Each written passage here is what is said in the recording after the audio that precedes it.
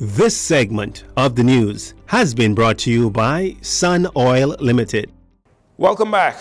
As police continue to beef up patrols, taking a zero-tolerance approach to the proliferation of firearms, officers seized 5 weapons and 99 rounds of ammunition while arresting 13 adults in connection with those recovered weapons. The seizures and arrests took place between April 17th and April 23rd. Additionally, 9 people comprising of 6 adult males and 3 adult females have been charged by officers attached to the Anti-Gang and Firearms Investigation Task Force for possession of unlicensed firearms and ammunition. These suspects were apprehended by officers attached to Operation Ceasefire, the Eleuthera Division, and the Anti-Gang and Firearms Investigation Task Force. Police credit these successes to members of the public who continuously provide intelligence in an effort to eradicate illegal weapons from our streets and reducing crime and ultimately saving lives. The government of the Bahamas and the developers of the legendary marina and resorts signed a heads of agreement for a $110 million development in eastern New Providence. Legendary Marina Resort at Blue Water Key, which is targeting a 20-acre site at the southern end of Fox Hill Road in the Yamacraw Beach area, is forecasting that it will attract 16,500 extra annual visitors to the Bahamas once the phased construction process is completed. Prime Minister Philip Davis says this development will be a welcome addition to the commercial infrastructure to New Providence. The mixed-use oceanfront community will encompass a 120-slip marina, a dry storage facility, marina village, clubhouse, restaurants, and a retail and residential component, including 20 condominiums, 22 oceanfront villas, and a 130-room hotel. This promising development, which will be carried out in 4 phases, represents a capital expenditure of $110 million and will serve as a valuable economic catalyst for our capital. The strong investor confidence demonstrated by the developers, Peter Boss and William Pizzoni, is truly encouraging, and I'm certainly excited about the benefits it will bring to the island. The legendary companies have a reputation for excellence in the hospitality and real estate sectors. The marina and resort is pledging to transform a hazardous location blighted by trash, dumps, and stolen boats via a project that will create 220 permanent jobs at the full-time level. Minister of Tourism, Aviation and Investments, Chester Cooper, says this multi-million-dollar project will strengthen the Bahamas' tourism product. What is key for this development for the Ministry of Tourism is that is additional product. It deepens and strengthens what we have already by way of marinas to attract boating and yachting, which is a significant part of our overall offering, being a pristine island chain. Speaking of pristine, we are delighted that this developer is committed to the highest environmental standards and is committed to ensure compliance with the standards set by the Department of Environmental Planning and Protection. Let me just say that over the course of the last 18 months, we have done a significant level of signings as demonstrated by the various press releases we've had. We've attracted more than $6 billion of new investments, and now we are keen to see all of them come out of the ground. Lead developer Rodney Chambers says construction of this project is a dream come true. And as I said, we're deeply humbled to be here today and very, very appreciative. I can speak for the 3 of us, Peter and Billy and myself, that we've been coming to the Bahamas for over 40 years. So for me, with my parents when I was a kid, now myself with my own children. So to say this is a dream come true is really an understatement. Along the way, we've met many people and we've had a lot of support. And so I want to acknowledge these people today. Remember, Prime Minister Jo Beth Colby Davis was instrumental in helping us and showing us along the way. Director Felicia Hannah Woods was a big help for us as well. Deputy Prime Minister Chester Cooper, we couldn't do it without you. And of course, Brave Davis, Prime Minister, who is from my favorite island, the Cat Island. We couldn't do it without the help and many, many other people behind everybody. So we want to express our sincere thanks for everybody that helped us along the way. The project is scheduled to break ground for phase 1 of development by the summer of this year. Debate on the Central Bank Amendment Bill 2023 kicked off in the lower chamber this morning, and leading off the debate, Prime Minister Philip Davis sought to bring some clarity to the government's access to $232.8 million of the International Monetary Fund's special drawing rights allocation, as the official opposition has accused the Davis administration of borrowing the money without lawful authority. JCN's Lucy Bastian has more in this next report. First and foremost, let me say that the SDR allocation is not a loan. And I'll be very kind by saying, as mistakenly assumed by the opposition. Prime Minister Philip Davis, who also holds responsibility for the Ministry of Finance, addressed head-on concerns over the government's access to $232 million of the International Monetary Fund, IMF Special Drawing Rights, SDR, held in the external reserves of the Central Bank of the Bahamas. Concerns raised by the official opposition, particularly Free National Movement leader Michael Pintard, who earlier this year asserted that the move raised flags regarding the country's finances. The Marco City MP further asserted that in the government acquiring the funds, it amounted to a loan that had not been outlined in any of its financial filings. Well, as parliamentarians began debate on the Central Bank of the Bahamas Amendment Bill 2023, Prime Minister Davis said the IMF has explicitly outlined that the SDRs are an interest-bearing reserve asset allocated to participants to provide unconditional liquidity during challenging times. In August of 2021, in recognition that the pandemic was an enormous shock to the global economy, the IMF allocated $650 billion worth of special drawing rights. This was the largest, and I repeat, the largest, and I repeat this word, debt-free, largest debt-free form of support for low and middle income countries during the pandemic.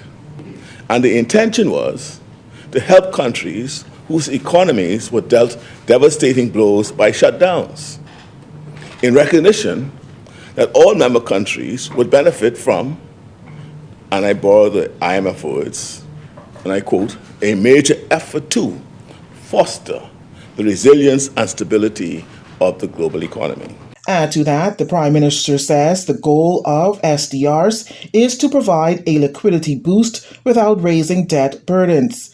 Now, while asserting that the opposition's concerns raised are ungrounded, he also asserted that he hoped they would be honorable enough to accept their mistaken assumption. The IMF understood that there might be, and they were prophetic.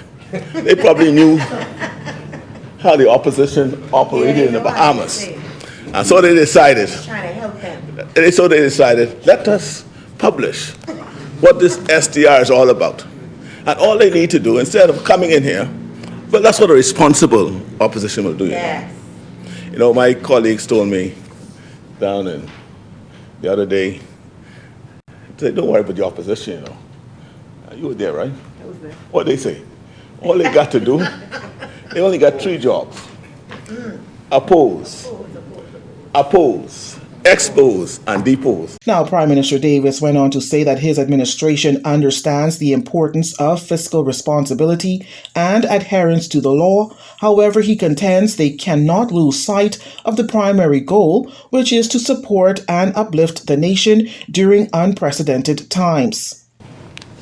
2 weeks ago, we tabled the amendments to the Central Bank Act by withdrawing the initial bill that we had proposed, which dealt only with the SDRs, and we thought it fitting at the same time to do a further amendment to the Central Bank Act.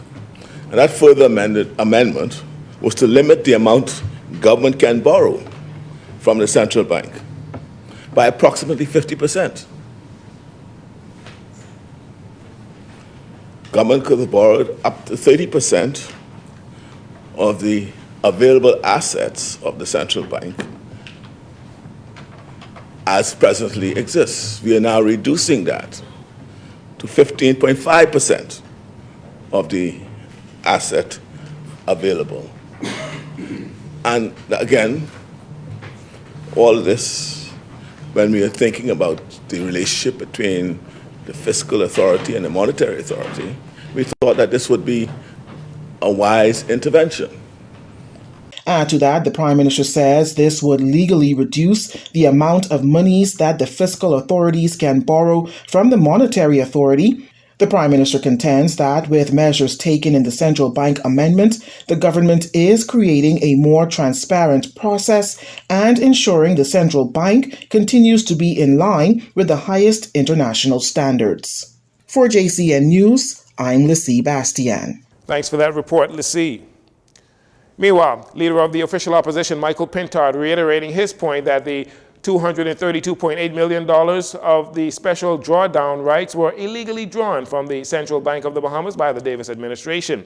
Mr. Pintard says the government had no lawful authority to do so. He says that decision by the Davis administration could harm the country's long-term financial management. Madam Speaker, there's a simple definition in Bahamian law as it relates to what is considered misappropriation of funds. Among the definition is the one that says committing government to a debt, to a liability that is not supported by the law. Madam Speaker, the very fact that we are here today is the government's own admission. In fact, the memorandum of understanding tabled by the Prime Minister himself is Exhibit A of his participation in his capacity as Minister of Finance in an illegal act. He is seeking to amend a law to allow him to do what the government has already done, drawn down on $232.8 million. That is why the document before you, the amendment, says that it is retroactive to the period where the illegal act was carried out, drawing down. Mr. Pintard went on to make reference to several pieces of legislation and documents which he claims proves that the government was not authorized to use the special drawing rights, and it is in fact a loan, despite Prime Minister Davis and the governor of the central bank suggesting that it was free money. Issued pursuant to the Central Bank of the Bahamas Act 2020. For value received, the government of the Commonwealth of the Bahamas hereby promises to pay to the Central Bank of the Bahamas special drawing rights, SDRs, $178.4 million by December 1st, 2023. Let me repeat. The government of the Commonwealth of the Bahamas hereby promises to pay to the Central Bank of the Bahamas special drawing rights, SDRs, $178.4 million by December 1st, 2023, together with interest at the SDR rates as determined by the IMF. As notified by the Central Bank, interest shall be payable at such frequency and on such dates as may be set by the IMF. This sounds eerily like a liability. No, I didn't say loan, but people would easily use the terms interchangeably. Similar to the Public Procurement Act and the Pinecrest housing dilemma, Mr. Pintard says this is not the first nor the only instance where the Davis administration is changing the law to suit their actions after the fact. And finally, thousands of people flocked to Exuma for the National Family Island Regatta this past weekend. And on Friday at the Regatta Park in Georgetown, members of the government and the official opposition participated in a special ceremony to officially unveil sailing as the new national sport of the Bahamas. Also on Friday, in the Minister's Challenge race, Member of Parliament for the Exumas, Chester Cooper, sailing in a sloop named Bull Reg, defeated fellow parliamentarians John Pinder, Abaco, Clay Sweeting out of Eleuthera, and Wayne Monroe from Freetown right here in New Providence. Now, as for the main series races, the sloop called New Legend out of Long Island was able to successfully defend its title in the A-class. The defending B-class champion Lonesome Dove out of Abaco also able to successfully defend its title. There is a new champion in the C-class as a sloop called It Ain't Right out of Hopetown, Abaco won that title. And in the E-class, Captain Peg from South Andrews is your new national champion. The next major regatta will be on Long Island, June 1st to the 4th. This regatta update, by the way, being brought to you by the Caribbean Bottling Company, Gunite Pools of Nassau, and Master Technicians Limited. And that'll do it for your JCN Evening News. Once again, I'm Jarino Saunders. Thanks so much for joining us. This segment of the news has been brought to you by Sun Oil Limited.